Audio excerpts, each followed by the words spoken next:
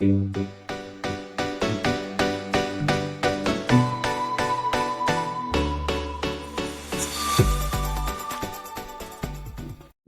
to our podcast, Michelle and Stacey, All Things Small Business.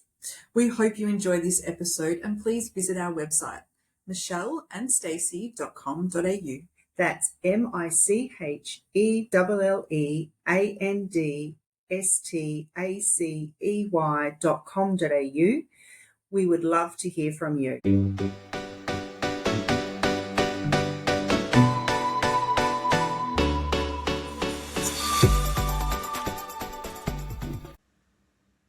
Welcome to Michelle and Stacey, All Things Small Business. Well, today, Stace, we're going to do the last of our series of Selling Your Business, so episode 13. So hopefully everyone's had a chance to listen to the other episodes. If you haven't, go back, have a look what you think, might be relevant.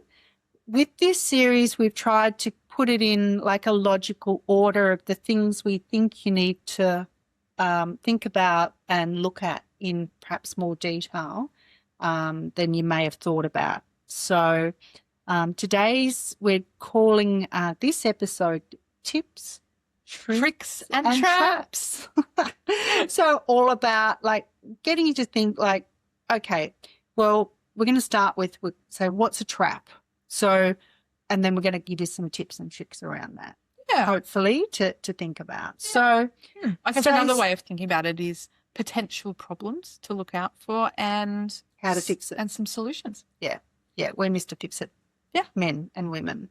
Yeah. All right. The first one, Stace, what do you reckon the first trap could be? I think that what you've purchased or what you're selling, because we're looking at it, I guess, from a seller's perspective, maybe the value is not really there or the perceived value is not really there. So your purchaser may not be super happy with what they've purchased. So that's a potential trap. Yeah. And I guess if that's the case, then they might be a bit peeved off. And, that's leading into all different areas. So really the best thing I think that you can do in this situation is make sure that it's extremely clear that how you've got to the value and what they are buying. Yeah. So I would suggest that you get advice and help you put that together. I mean, it's all in the contract. At the end of the day, it's up to the purchaser to make sure they've, what they've purchased. It's not up to you. You're selling, but you want to make sure that you've done everything in your power to make it as easy as you possibly can for them to see what they're buying. Yeah. Definitely. And I think, look, this probably goes back to some of the things we discussed in episode 2 of this series, right? Which was really, around what is the real value of your business and where does that value sit? Yeah. And so as Michelle said, it's about being really clear about what that is and getting that advice early and having that communication with the potential purchaser and documenting it as such so that everybody's on the same page from the start. And that's how basically you can avoid being in this potential problem down the track where, they think they've bought X, Y, and Z, but actually they've bought A, B, and C. Yeah. And I think talking about the purchaser, I think one of the things is about when you've got a purchaser that comes along and you think, beauty, they're going to buy it, don't spend too much time initially. You've got to suss them out. So you don't want to invest all your time and then realise, a month down the track, hey, they can't actually afford to buy it. Or, no, they're not a really suitable person for this business and they won't be able to run it and make it profitable. For various reasons, they still might be able to do certain things. But, I've had an example where someone was trying to sell hospitality business and they were very actively involved in that hospitality business. It was very profitable, but for them to make it work, they were really in there and driving because they had lots of staff and stuff to keep it running, to keep the costs down, and they really knew it. So we had a potential purchaser coming, but they're actually a stockbroker and they wanted to buy it and thought this would be a great little passive investment, but it wasn't really that. it wasn't going to work. So, you know, once you've had a couple of meetings, you can say, and I said to the actual seller, I said, this person's not the right person. You know, they're not going to be able to run this business because they're not hands-on enough and they don't understand and they're not prepared to get their hands dirty enough. They're more high level, and it wasn't that kind of business where you could just come in, that they didn't have the structures there in place that you could just walk in and be a managerial. You had to actually be in the business. So, you know, and we identified that, I think, at the second meeting that we went through and said, and I basically said, ain't going to work. That's a classic example, right, of getting advice early. Yeah. Because having, you know, an experienced person involved in business sales, Yeah. you can really identify that Yeah. early on. Like Yeah. 2 meetings in, that's great. Yeah. There hasn't been a lot of time. Because you can spend a wasted lot or of used time on that. Yeah. Yeah, a lot of time. And, you know, that's, you know, you do have to spend the time, don't get me wrong, but you want to make sure that it's going to have the potential to come to fruition. And when it's obvious up front that this is not going to work, you want to stop it straight away. Absolutely. And the thing is getting those professionals involved, like yourself, to, you know, to have that discussion with the client. Yes, it costs the client money because they're paying for your time, but they're saving time in the long run by not wasting their time with the wrong person. Yeah, that's right. Because their time is worth money too. Like your time as a business owner that's looking to try and sell, your time is worth money. That's right. And it's just going on to that, like, you know, the more time you spend, you think, oh, well, and I've had another classic one just recently where this person thought, oh, beauty, they're going to just buy it. They're not going to spend the time, you know. And it's really saying that, no, it's going to cost you a lot more time and a lot more money than you think, because it's going to go on longer than you think. If you think it's a sure, you know this guy, you've known him for 20 years and he knows your business inside out and he's going to buy it and blah, blah, blah. And, you know, the deal's just going to be done. Ain't going to go like that. There's no way. No, it never happens. No. Never So happens. you might think, Like oh, I'm that. going to get this sewn up in, you know, a month. You know, 9 months later, you're still negotiating, because that person may want the business and they might be the one, and they might eventually buy it, but they're going to get their accountant in, they're going to get the lawyer in, and they're going to go into the nitty-gritty detail and they're going to hold the process up. So always expect it to take a lot longer than what you think. And it's going to cost you more than you think as well. So you need to put a budget, because you do need advice, right? And that's not for free. So you're going to have to do that. You're going to have lawyers involved. So you've got to have in mind a budget that it's going to cost you. And then I think Stacey has said in the past to me, well, have a budget and double it, right? So, you know, again, because you might think, oh, well, I can get it sewn up in a short period of time. But if that time doubles and you need to keep going back to the lawyers or the accountants, or for whatever reason, obviously their time is going to be, you know, it's going to cost you more. Yeah, absolutely. And I think, look, another one is you want to make sure that you're spending enough time with the right person, because you don't want to have sales regret where you've maybe undervalued your business and sold it too quickly and haven't articulated properly what that value I think really some is. people get really excited because they may not have thought about selling, and then someone comes along and you kind of get, oh, I've got a great business and someone wants to buy it and they're offering me, let's just pick a figure, $1 million, right? You go, oh, okay, well, I've never really thought about it before, but $1 million, blah, blah, blah. And you go along and you sell it, and they recognize the value. Could be the opposite way. They really recognize the value and they want to get it done quick, so they do it. And then, you know, 6 months down the track, you might be sitting there going, and if you haven't had like the right advice to go, what is the real value of my business? And you've just gone along and sold it. Hey, that business was really worth, you know, more like 3 million, and I only got $1 million. And there's nothing you can do about it by then. It's done. Deal's done. It's done. And I think you can be really clear, like, about like what are the deal breakers for you? What do you really want from that deal to be happy? And that may be a combination of money, and it may be a combination of not having to work any longer in that business after 1 month of transition, for example. Or it may be, I'm going to be working in this business for another year, and that's my my hard stop. But they might start negotiating. Well, I think we're going to need you for 2 or 3 years, and you got to be really clear on your deal breakers, because you don't want to sell for a price that maybe you're not happy for, and you also don't want to get roped in to keep working in there, and then they expect it for free, and you haven't got it clear that, okay, after 1 month or 6 months, then I'm going to start charging the business back for my time and stuff like that. That's really important. And the other thing, I guess, with that is once it's done, you want to make sure that you've got a plan for what you're going to do afterwards. Are you, okay, if it's been lots of money and you can retire and you're at that kind of age, great. But if it's not, if you're still relatively young, and you might say, oh, well, I want to take 6 months off. But what are you going to do after that 6 months? Particularly if you've got kids, small kids, even if it's a lot of money, you're still going to, and you've been running a business, you're going to get bored. Yeah. So you need to have a plan. You need to have a plan. And look, I think also you touched on budget before, Michelle. Like, make sure you're getting advice early as well, which we touched on in another episode about tax. So if what happens if you're selling it for $1 million, because in Michelle's scenario before, that sounds like a really good deal, but later you realize it's worth $3 million. So you're already not happy about that. But then after the fact, because you didn't get advice early, well, you're actually negotiating. You now got to pay tax on that $1 million that you got.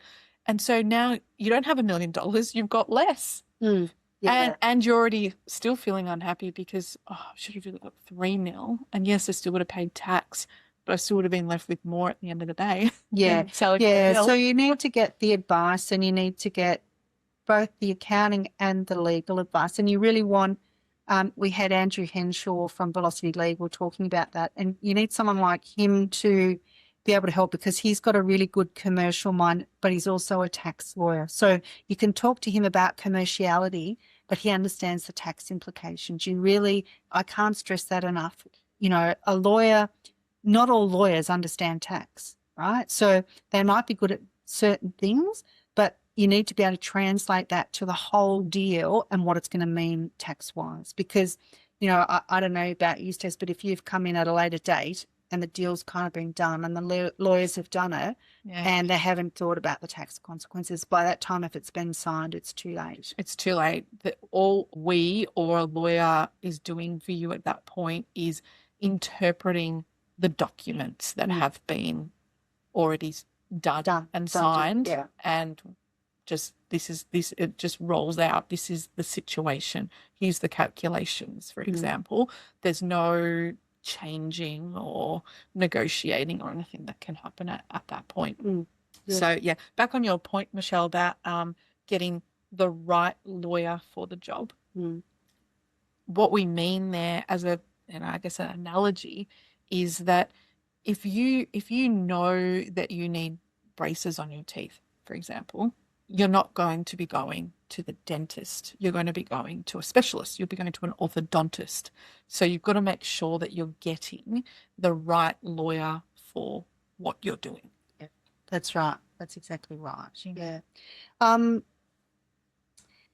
guess talking about that leads us to the whole process of the sale. So you want to also, and for a lot of people, it's the first time they've ever been involved in this, so they don't actually really understand the whole process. So if that's the case and it's the first time you're selling a business, that's again where you need people to help you understand the whole process and make sure you've gone through all the steps and you haven't missed out a step. And I guess that having that process and making sure that you can react quickly in doing stuff like that means that the purchaser won't lose interest too, because that's another thing. If it takes too long, the purchaser might get a bit frustrated and go, you know what, this is all too hard, I'm just going to walk away. Absolutely. And you don't want that to happen, because you've by that point probably invested, as we we're talking about before, quite a bit of time with them because you think they're the right person, and you've got the sale negotiations to a certain point. And it's about then having all your ducks in a row so that you can, okay, I need the lawyer now. Okay, I need to be talking to my accountant now. I need to be talking to my business coach, whoever it is, at the right time to keep those things moving. So the more thought you've put into this before you choose to go into selling your business, the better. Yeah. And just, I guess, one step further, because we're talking small business here. So 9 times out of 10, you've started it from scratch, or, you've grown it to a certain point and it's your baby, right? So you can become a very emotional about this business, but you can't think like that, right? Because just because you believe and do stuff and think, everything is the bee's knees, at the end of the day, it's a business. You need to take the emotions out and treat it as you would normally with your business, right? You can't think and put it on a pedestal and think, oh, this is the best thing since sliced bread because it's my baby and all this kind of stuff. That may well and truly be true, but you need to make sure that when you're thinking clearly and taking the emotion out. Yeah, absolutely. And that's, it's about staying grounded, and, surrounding yourself with the people that are, Yeah. that can be a good sounding board to you in that situation, and picking the right people around you. It could be you having some advice and things, or it could be someone else that's around you that needs to step in and do some of the negotiation. That's right. It could be with the negotiation. If you're too emotionally involved, you're probably not going to be the best person to negotiate, right? So unless you can pull yourself out and you're a really good negotiator, I would suggest don't do the negotiation. Get your lawyer or your accountant or someone else in the business to do the negotiation, right? Don't do it yourself if you're that emotionally involved, because, one, you might put the person off, or I guess as well, if you really kind of, flip it a bit and you're really quite desperate to sell, you might end up going, oh, I just want to sell. I've had enough now. I want to get out. And you might sell it for too. You might bend over and give it away for too cheap and stuff as well. So emotions can play a big role in not being able to deliver what you want out of the sale.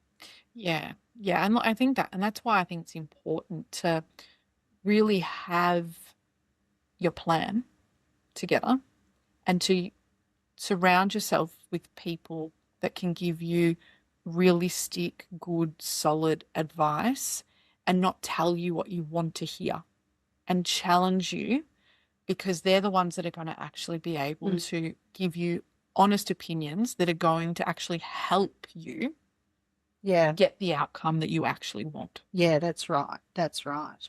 And I guess with that as well, they'll also help you because if the process goes on for too long, you can get deal fatigue, and so can the buyer. And if you get deal fatigue, one, you don't start to think clearly enough. And two, if it's the buyers getting deal fatigue, they might just go, it's still too hard and walk away. So, you want to be realistic with the timeframes. You don't want to rush stuff, but at the same time, you want to make sure that the deal is done within a reasonable time. So when you're looking at everything, you want to set some deadlines. You don't want someone who's going to dick you around and say, okay, well, I'll, come back. No, you say, okay, well, this is it. We've agreed. You've got until X date to do it. Otherwise, the deal's off the table. Yeah. I think that's a really important one. Can we talk for a minute about staff? Yeah. What are your views on staff? Like, I'm thinking about key staff, right? And so really need to be, I guess one of the problems or traps is that if the purchaser wants those key staff to come across, then you're going to have some discussions with those staff and actually secure, and make sure that's going to happen. Yeah. But then if they don't want them, because they want to merge it in with, their bigger business, that they've got, that's another piece to the puzzle. Yeah. So I guess in terms of tips and tricks in that area, it's really determining the key people in your business and what they do to the business, because and the timing, right? So the timing of when you tell them and get them involved. So you might have, you might have to have a handful of people that are key to the business. And realistically, you don't want to lose them. And if they get wind that you're going to sell and you haven't spoken to them about it, and they might feel that bit disillusioned, and they might go and leave, and they might get another job, and then the sale might fall through and you've lost a really good person. So you really need to work out, okay, first of all, who do I need to tell them? When do I need to tell them? Yeah? Because it's, you can do a certain amount, I guess, without other people knowing. But once it kind of gets to a certain stage, it's going to become obvious that someone wants to buy. Yeah. And you don't want the key person to find out last, or, to find out through someone else. You want to be open and honest with them and be upfront. So, and also you need a plan to think, okay, well, if I really want to keep them, maybe you're going to put some incentives in to keep them through the sale process and stuff and keep them up to date. You also, when it's clear that you've got a strong buyer, you want to make sure as quickly as possible about who they want to keep and who they don't want to keep. And then you've got to formulate a plan as well, because it could be a transition period, it might go over a year.